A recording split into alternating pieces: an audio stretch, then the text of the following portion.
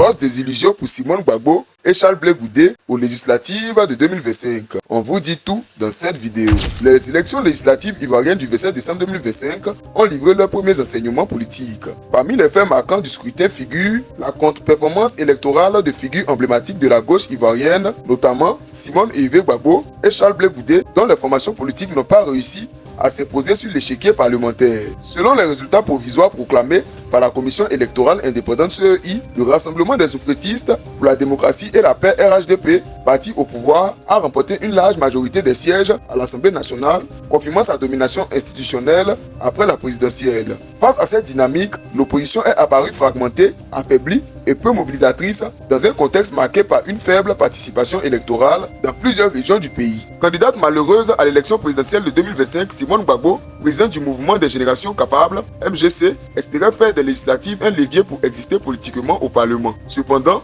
les candidats investis par son parti n'ont pas réussi à remporter de sièges significatifs, illustrant les difficultés du MGC à s'implanter durablement sur le terrain électoral national. De son côté, Charles Blé Goudé, leader du COJEP, n'était pas directement candidat, mais soutenait plusieurs listes, souvent sous forme d'indépendants ou d'alliances locales. Là encore, les résultats sont restés en deçà des attentes, avec une représentation quasi inexistante à l'Assemblée nationale. Cette situation confirme les limites de la stratégie politique actuelle du camp Blé Goudé, malgré une base militante toujours active sur les réseaux sociaux et dans certains bastions historiques.